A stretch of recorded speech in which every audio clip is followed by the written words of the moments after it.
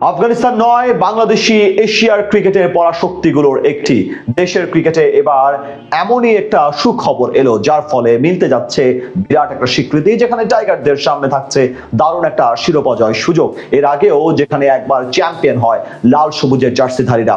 তবে কি সেই সুসংবাদ যার ফলে বৃহস্পতি তুঙ্গে দেশের ক্রিকেট ভক্ত সমর্থকদের, সে কথাই জানবো এই রিপোর্টে। দেশের ক্রিকেট এসেছে দারুণ এক সুখবর যে আফগানিস্তান নিজেদের এশিয়ার দ্বিতীয় সেরা দল বলে দাবি করে তাদেরকে হটিয়ে এবারে এশিয়ান গেমসের ক্রিকেট ইভেন্টে দারুণ এক সম্মান অর্জন করলো টিম টাইগার্স, যা নিয়ে রীতিমতো তোলপাড় গোটা ক্রিকেট মহলে।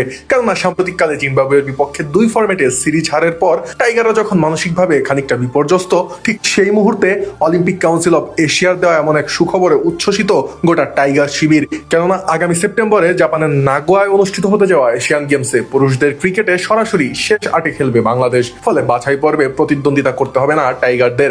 আয়োজক সংস্থার ঘোষিত সূচি অনুযায়ী বাংলাদেশ, ভারত, পাকিস্তান ও শ্রীলঙ্কা কোনো প্রাথমিক পর্ব না খেলেই নকআউটে অংশ নেবে। অন্যদিকে Afghanistan, Hong Kong, Japan, Malaysia, Nepal ও ওমান লড়বে বাছাই পর্বে। যেখানে বাছাই পর্বের লড়াইয়ে এ গ্রুপে আফগানদের প্রতিদ্বন্দ্বী স্বাগতিক জাপান ও নেপাল। অন্যদিকে বি গ্রুপে হংকং, চায়না লড়বে মালয়েশিয়া ও ওমানের পক্ষে। বৃহস্পতিবার পুরুষদের ক্রিকেটের দলবিন্যাস প্রকাশ করা হয়েছে, যেখানে 68তে অংশ নেবে সর্বমোট 10টি দল। উল্লেখ্য যে 24শে সেপ্টেম্বর শুরু হওয়া প্রতিযোগিতাটি শেষ হবে 1 অক্টোবরে।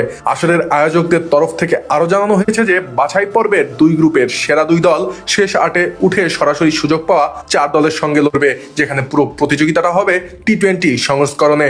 উল্লেখ্য যে জাপানের নাগোয়ায় অনুষ্ঠিত হবে আসরের সবগুলো ম্যাচ, যেখানে একই ভেন্যুতে অনুষ্ঠিত হবে পুরো টুর্নামেন্টটি। ফলে অংশ নেওয়া দলগুলোর জন্য ভ্রমণের ঝামেলা ছাড়াই নির্ধারিত সূচি অনুযায়ী ম্যাচ খেলার সুযোগ থাকবে ক্রিকেটারদের জন্য।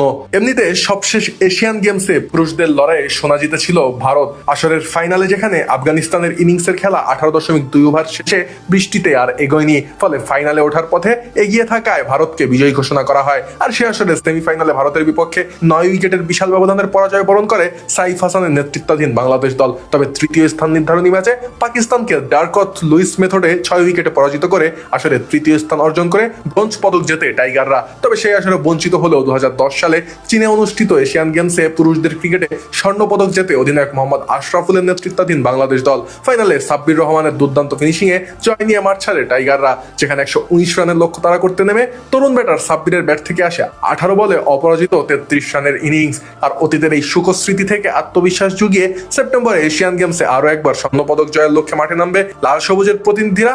এমনটাই প্রত্যাশা দেশের আপামর ক্রিকেট ভক্তদের।